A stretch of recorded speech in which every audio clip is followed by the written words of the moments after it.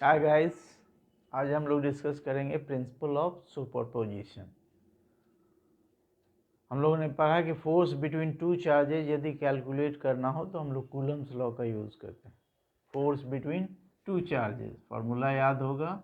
ये मान लो Q1 है, Q2 है, एट ए डिस्टेंस R रखे हुए हैं, तो force is given as 1/4 pi epsilon nought Q1 Q2 divided by R square. If there are more than two charges in the system, then force on the given charge is vector sum of all the individual forces के बराबर होता है। मान लो कोई charge given है Q0, उस पर बहुत सारे चार्ज की वजह से फोर्सेस निकालने हैं। इसको Q1 कहते हैं, ये Q2 हो गया, ये हमारा Q3 हो गया। इन सारे की वजह से फोर्सेस यदि कैलकुलेट करना है, दिस इज द फोर्स का डायरेक्शन हम ले लेते हैं। ये F1 कहते हैं, ये F2 हमारा हो गया, this is your F3। Then principle of superposition ये कहता है कि force on this given charge is equal to vector sum of all the individual forces. ये जो फोर्सेस गिवन है इसके वेक्टर सम के बराबर होता है। इसका स्टेटमेंट यदि लिखना चाहें तो according to principle of superposition, force on a given charge is equal to vector sum of ये important है, vector sum of all the individual forces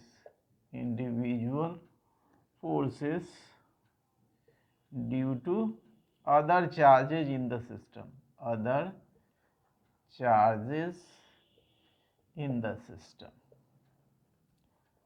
यानी जो भी दूसरा चार्ज है उसके लिए इंडिविजुअल फोर्स के वेक्टर सम के बराबर होगा। यदि नेट फोर्स की बात करें तो ये हमारा F जो होगा that is F1 plus F2 plus F3 plus how many charges are there, सबके वेक्टर सम के बराबर हो गया। इसी को हम लोग क्या कहते हैं, this is called principal of superposition कहते हैं। मान लो एक एग्जाम्पल लेते हैं। एग्जाम्पल हमारा है कि ये एक इक्विलेटरल ट्रायंगल है, साइड लेंथ A गिवन है, जिसके वर्टिसेस पे 3 चार्जेज रखे हुए हैं Q, Q एंड Q। पूछ रहा है कि what is the force on one of the charges due to other charges in the system. अब इस चार्ज पे फोर्स निकालना है तो क्या होगा, फोर्स ऑफ रिपल्सन ये इधर काम करेगा, इसकी वजह से फोर्स ऑफ रिपल्सन इधर काम करेगा। हमको इस पर नेट फोर्स का वैल्यू कैलकुलेट करना है। ये एंगल 60 डिग्री है तो ये भी एंगल कितना होगा, 60 डिग्री। अब ये दोनों क्या है, फोर्स का मैग्नीट्यूड तो सेम ही होगा ना। F का वैल्यू क्या होगा, K Q1 Q2 charge same है, डिवाइडेड बाई क्या होगा, A स्क्वायर हो जाएगा। यही ना फोर्स लग रहा है along this direction also along the इस डायरेक्शन। हमको क्या करना है, इन दोनों का वेक्टर सम लेना है। तो वेक्टर सम कैसे निकालेंगे, ये जो हमारा नेट फोर्स है ये कितना हो जाएगा, रूट अंडर A स्क्वायर, यानी मैग्नीट्यूड दोनों का तो सेम ही है, क्या होगा A square plus B square plus 2AB, force same है। Cos of the angle between them, cos theta की जगह पे कॉस 60 डिग्री लिख लेते हैं। इसको सोल्व करेंगे तो कितना मिलेगा, this is your 2F square plus 2F square, cos 60 कितना होता है 1/2, 2 कैंसिल आउट हो जाएगा, ये कितना होगा रूट अंडर 3F स्क्वायर।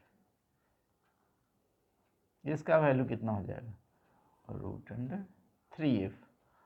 और इससे यही सारे क्वेश्चन पूछे जाते हैं। मान लो चार्ज का साइन बदल देगा तब फोर्सेस कितने होंगे।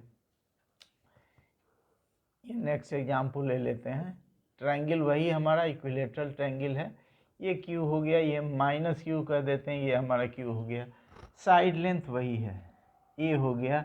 पूछ रहा है कि what is the net force on this charge, इस चार्ज पे कितना फोर्स लगेगा।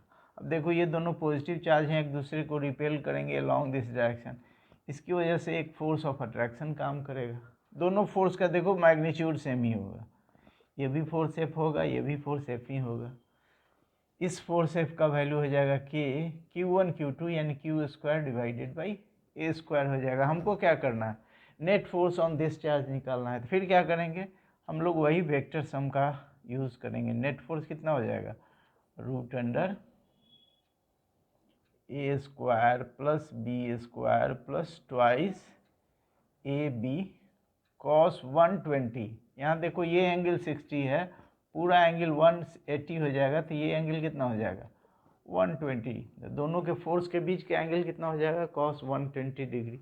अब इसी को सोल्व करेंगे, we will get the answer. कितना होगा, this is your 2f² plus 2f²। cos 120 का वैल्यू कितना होता है -1/2, 2 कैंसिल आउट हो जाएगा, ये कितना होगा 2f² माइनस f², यानी √f², यानी इसका वैल्यू कितना हो जाएगा f हो जाएगा। ये सब रिजल्ट याद कर लें तो कोई दिक्कत नहीं है। दोनों के बीच का एंगल यदि 60 डिग्री होगा तो फोर्स कितना हो जाएगा √3f।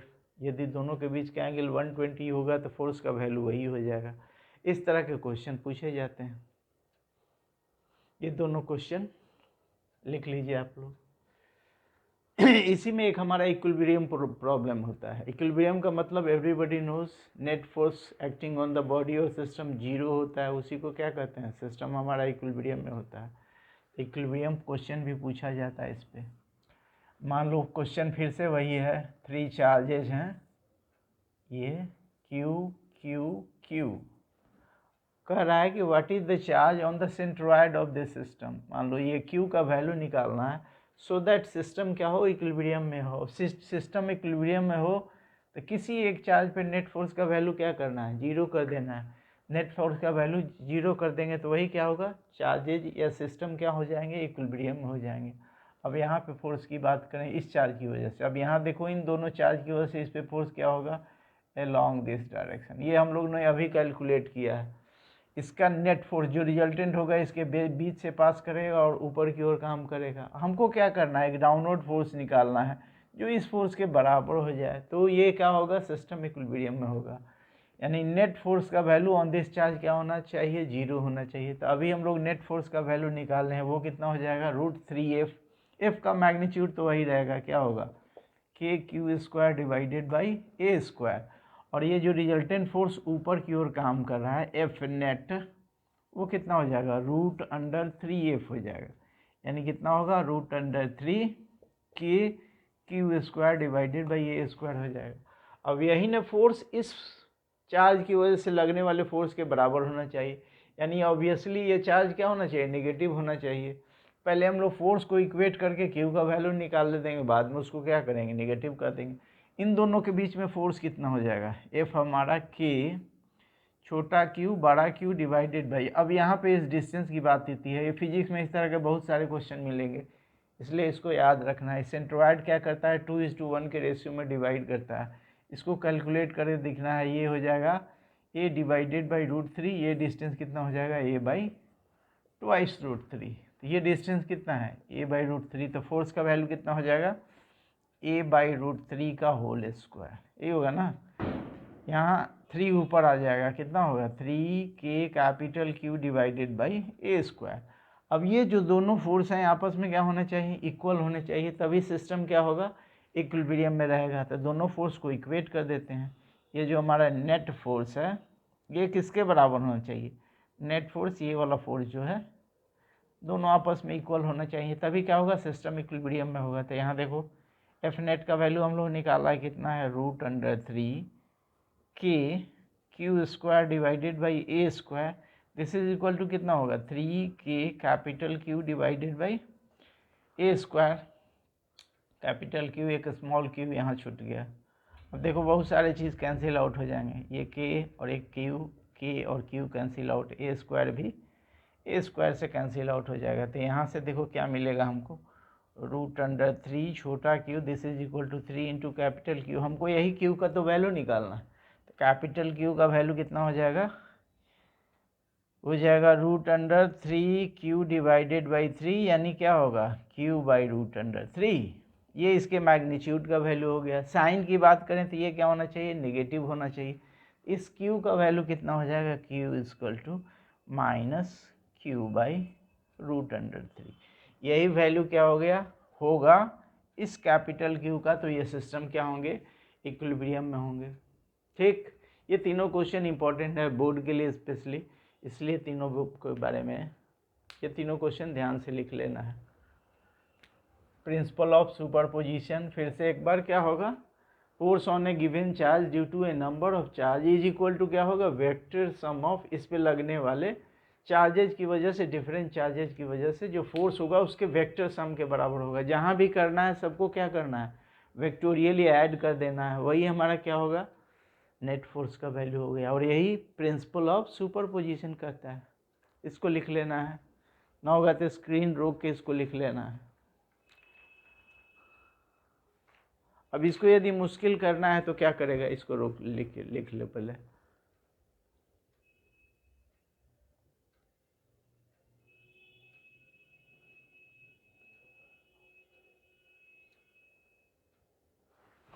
ठीक, अब इसको यदि मुश्किल करना है तो क्या करेगा, 3 के जगह पे 4 4 डाल देगा। क्वेश्चन वही रहेगा, इक्विलिब्रियम वाले क्वेश्चन, या फिर नेट फोर्स का वैल्यू कैलकुलेट कीजिए, क्वेश्चन यही रहना है।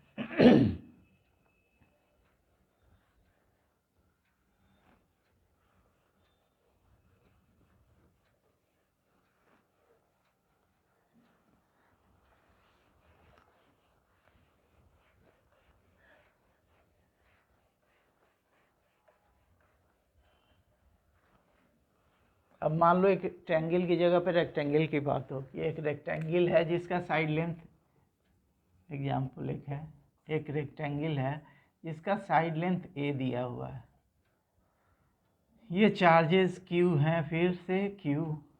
अब ये क्वेश्चन बनता है कि what is the force on this one, force का वैल्यू निकालना होगा, या फिर कहेगा इसके सेंटर में कौन सा चार्ज क्यू रखें सो दैट सिस्टम इक्विलिब्रियम में हो। दोनों क्वेश्चन एक ही बार बन जाएगा। अब इस पे यदि फोर्स की बात करेंगे तो इसकी वजह से फोर्स लग रहा है, दोनों in perpendicular direction, 90 degree angle between them है, और इस चार्ज की वजह से फोर्स अलॉन्ग दिस डायरेक्शन, और इन दोनों का रिजल्टेंट किधर काम करेगा, अलॉन्ग द सेम डायरेक्शन, दोनों के बीच का एंगल 90 डिग्री है। तो कितना हो जाएगा नेट फोर्स का वैल्यू, एफ का वैल्यू भी सेम होगा क्योंकि distance between the charges same है, यहाँ भी ए है और यहाँ भी ए है, तो फोर्स का वैल्यू क्या हो जाएगा, हो जाएगा के Q1 Q2 divided by are square, side length तो ए लिए हैं तो ये कितना हो जाएगा, ए स्क्वायर हो जाएगा। फोर्स का वैल्यू फिर से क्या हो जाएगा, नेट फोर्स, हमारा नेट फोर्स इन दोनों की वजह से, मान लो इसको F1 कहते हैं, इसको F2 कहते हैं, और ये हमारा F3 हो गया। F1 और F2 का क्या होगा, नेट फोर्स किधर काम करेगा, अलॉन्ग दिस डायरेक्शन, तो F नेट कितना हो जाएगा, फिर से A square plus B square plus 2ab यानी 2f स्क्वायर कॉस 90 डिग्री। अब कॉस 90 क्या होगा, 0 होगा, तो यहाँ कितना बच जाएगा, ये हो जाएगा ट्वाइस एफ स्क्वायर यानी रूट अंडर 2f हो जाएगा। यही नेट फोर्स का वैल्यू अलॉन्ग दिस डायरेक्शन। और ये जो तीसरा F3 है ये भी तो इधर ही काम करेगा, तो F3 का वैल्यू क्या हो जाएगा, F3 का वैल्यू हो जाएगा के Q1 Q2 by are square. Are यहाँ कितना है, ये वाला डिस्टेंस है, तो ये ए है, ये ए है, तो ये कितना हो जाएगा, रूट अंडर 2a हो जाएगा।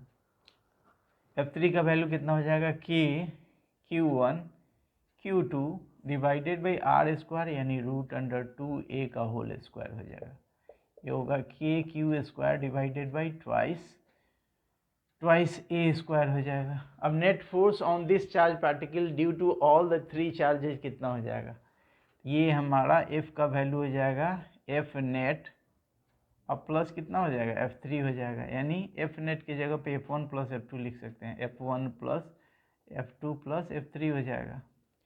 अब दोनों को ऐड कर देंगे, वही ना F का वैल्यू मिल जाएगा हमको यहाँ से। F का वैल्यू कितना होगा, F का वैल्यू हो जाएगा F1 प्लस F2 का वैल्यू हमको कितना मिला, रूट अंडर 2f मिल गया, यानी कितना हो जाएगा, रूट अंडर 2। F का वैल्यू क्या होगा, दिस इज योर के q square divided by plus F3 का वैल्यू कितना होगा, k q square divided by ये हो जाएगा ट्वाइस ए स्क्वायर। अब यहाँ से के q square by A square ये तो कॉमन हो जाएगा, अंदर क्या बचेगा, रूट अंडर 2 प्लस 1/2, ये होगा ना। ये हमारा F का वैल्यू हो गया। अब हमको क्या चाहिए, नेट फोर्स का वैल्यू पूछेगा तो यही आंसर हो जाएगा। इसको थोड़ा सा चाहेंगे तो सॉल्व कर सकते हैं। ये हमारा के q square by A square हो जाएगा, ये हो जाएगा 2 LCM ले लेते हैं, 1 प्लस ट्वाइस रूट 2 हो जाएगा। ये हमारा नेट फोर्स का value due to all the other charges on this point हो गया। अब क्या कहता है नेक्स्ट पार्ट, यदि चाहें ये भी एक क्वेश्चन बनता है। नेक्स्ट पार्ट हमारा पूछ रहा है कि सिस्टम इक्विलिब्रियम में होना चाहिए तो इस क्यू का वैल्यू क्या होगा। इस क्यू का वैल्यू निकाल सकते हैं। फिर से ये वाला फोर्स किधर काम करना चाहिए, net force along this direction है तो ये फोर्स किधर होगा, इन अपोजिट डायरेक्शन काम करना चाहिए, यानी ये चार्ज को निगेटिव होना होगा। इस फोर्स का वैल्यू क्या हो जाएगा, force due to charge capital Q कितना हो जाएगा, के छोटा q capital Q divided by are square. अब ये डिस्टेंस ये √2a का आधा है ना, ये हो जाएगा ये डिस्टेंस √2a डिवाइडेड बाई 2 कितना हो जाएगा, a बाई √2 हो जाएगा, a बाई √2 का होल स्क्वायर हो जाएगा। ये हमारा ऊपर जाएगा कितना हो जाएगा, ट्वाइस के छोटा q capital Q divided by a square. अब ये सिस्टम इक्विलिब्रियम में तभी होगा जब दोनों फोर्स आपस में बराबर हो जाएंगे, यानी ये फोर्स हमारा F किसके बराबर हो जाएगा, FQ के बराबर हो जाएगा। दोनों को बराबर कर देते हैं। ये कितना है, ट्वाइस, ये FQ यहाँ पे लिख लेते हैं, ट्वाइस के छोटा q बड़ा Q divided by a square. ये किसके बराबर होना चाहिए, के Q square divided by a square. यहाँ पे लिख देते हैं 1 प्लस ट्वाइस √2 डिवाइडेड बाई क्या होगा, 2 हो जाएगा। अब इसमें क्या होगा, कैंसिल आउट होंगे, ए स्क्वायर से ए स्क्वायर कैंसिल आउट होगा, के एक क्यू कैंसिल आउट हो जाएगा, के एक छोटा क्यू कैंसिल आउट हो जाएगा। तो कैपिटल Q का वैल्यू कितना हो जाएगा, ये 2 यहाँ आएगा तो कितना हो जाएगा, Q/4 1 प्लस 2√2, ये होगा ना, ये आंसर हो जाएगा। लेकिन इसके लिए क्या होगा, इस चार्ज को निगेटिव होना होगा, देन चार्ज का वैल्यू क्या हो जाएगा, Q is to minus Q/4 1 plus twice √2, यही आंसर हो जाएगा। तो इक्विलिब्रियम क्वेश्चन बहुत सारे क्वेश्चन इससे पूछे जाते हैं, एक डाल देते हैं, बनेगा तो ठीक है, नहीं बनने पे मैसेज करना है, इसको भी बना देंगे। अब ये क्वेश्चन ये है, एग्जाम्पल हमारा क्या होगा, दो तरह के चार्जेज हैं, एक छोटा Q है, दूसरा हमारा बड़ा Q है। पूछ रहा है कि ये सिस्टम यदि इक्विलिब्रियम में है तो what is the relation between capital Q and छोटा Q, relation between capital Q and छोटा Q, बड़ा Q और छोटा Q में क्या रिलेशनशिप होगा, सो दैट ये सिस्टम क्या हो जाए, इक्विलिब्रियम में हो जाए। इसको घर पे ट्राई करना है, नहीं बनेगा तो बता देंगे। चलो इसको भी लिख लो। ये सारे क्वेश्चन प्रिंसिपल ऑफ सुपरपोजिशन पे पूछे जाते हैं।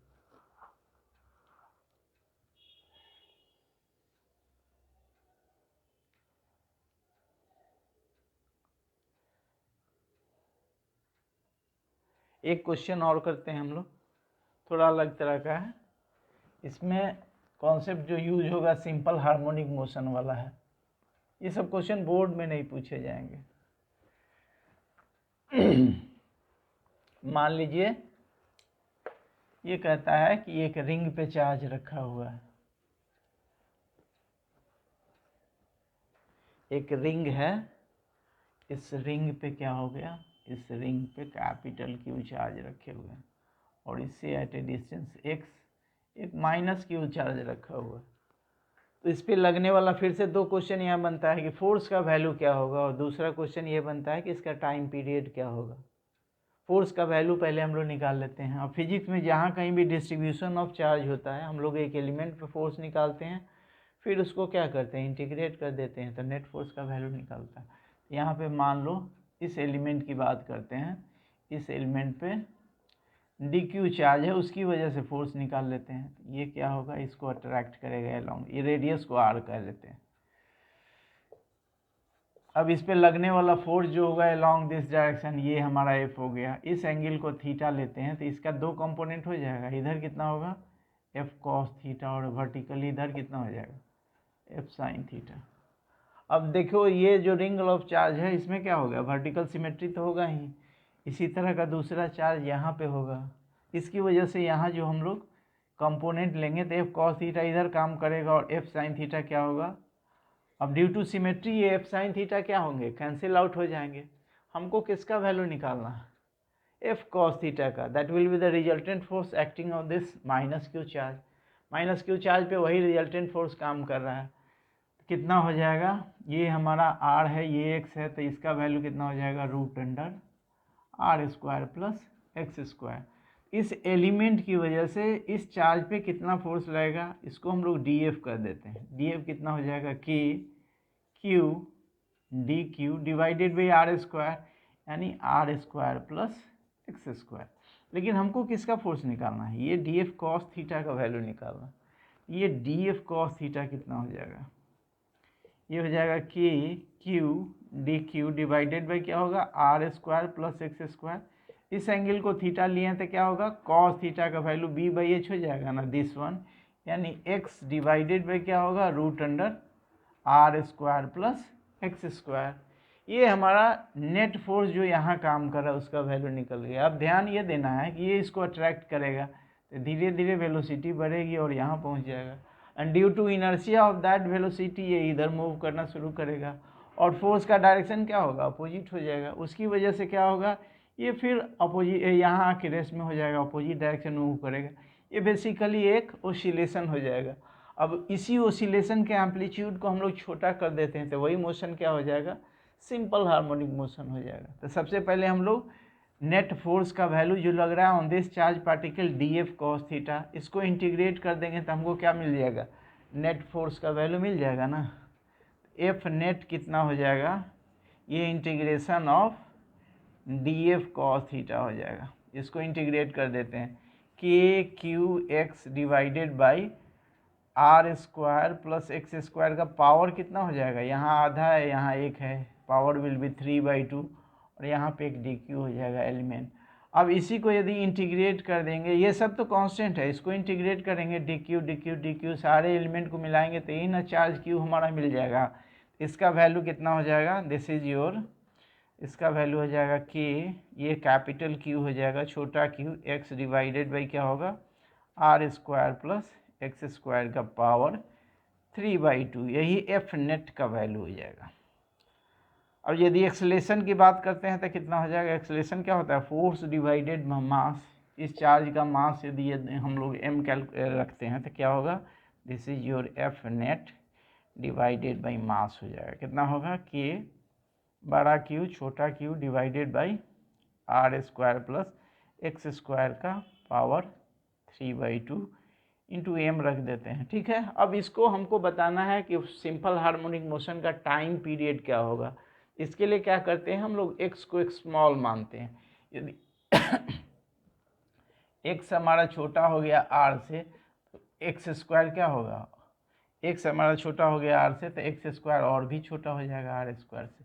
इसको हम लोग क्या कर सकते हैं, नेगलेक्ट कर सकते हैं। तो यहाँ एक्सेलेरेशन का वैल्यू कितना हो जाएगा, एक्सेलेरेशन का वैल्यू हो जाएगा के कैपिटल क्यू छोटा क्यू, के का वैल्यू हम लोगों को पता है, this will be 4 epsilon not हो जाएगा। ये कितना हो जाएगा, ये m और ये आर स्क्वायर का पावर 3/2, 2 कैंसिल आउट हो जाएगा, ये कितना होगा, this will becomes r q into ये x हो जाएगा, ये वाला x छूट गया था, ये x हो जाएगा। अब ये फोर्स कौन सा फोर्स है, इसी को हम लोग रीस्टोरिंग फोर्स कहते हैं, ये इसको रीस्टोरिंग फोर्स कहते हैं। तो ये वैल्यू क्या होगा, नेगेटिव हो जाएगा। अब टाइम पीरियड निकालने के लिए याद पता नहीं, याद करना पड़ेगा। टाइम पीरियड कितना होता है, 2π/ओमेगा। तो इस तरह के क्वेश्चंस में क्या करते हैं हम लोग, ओमेगा का वैल्यू निकालते हैं और यहाँ पे डाल देते हैं, that will gives you the time period. अब सिंपल हार्मोनिक मोशन का इक्वेशन कितना होता था, a = -ω² होता था, यही ना हमारा ω² की जगह पे है। ω² कितना हो जाएगा, ω² हो जाएगा कि capital Q Q divided by mr³, ये होगा ω²। तो ओमेगा का वैल्यू कितना हो जाएगा, इसको रूट अंडर कर देते हैं। टाइम पीरियड कितना हो जाएगा, टाइम पीरियड हो जाएगा 2π/ओमेगा। ये हो जाएगा 2π/ओमेगा है तो इसको ऊपर कर देते हैं, ये कितना हो जाएगा 2π/ओमेगा, ये हो जाएगा mr² डिवाइडेड बाई क्या होगा, के कैपिटल क्यू इंटू छोटा क्यू। यही हमारा टाइम पीरियड का वैल्यू हो गया। फिर से एक बार, सिंपल हार्मोनिक मोशन में क्या करते हैं हम लोग, यानी हाउ ओमेगा का वैल्यू कैलकुलेट करते हैं, यानी एक्सेलेरेशन डिस्प्लेसमेंट में एक रिलेशनशिप निकालते हैं। ये वाला पार्ट हमारा ω² के बराबर होता है और टाइम पीरियड क्या होगा 2π/ω होगा। इसी तरह का एक और क्वेश्चन है जो पूछा जाता है, सिमिलर क्वेश्चन है, इसको ट्राई करके देखना है घर पे। दो चार्जेज हैं, दो चार्जेज मान लो यहाँ पे Q है, यहाँ पे Q है, एट ए डिस्टेंस x, ये डिस्टेंस को भी कुछ मान लेते हैं, ये हमारा x है, फिर वही -Q चार्ज रखा हुआ है। अब ये क्या होगा, ऑसिलेट करेगा, तो इसमें भी नेट फोर्स का वैल्यू या फिर टाइम पीरियड इस चार्ज पार्टिकल का क्या होगा, यही कैलकुलेट करना है। इसको इसी तरह से बनेगा, इसलिए इसको कैलकुलेट करके देखना है।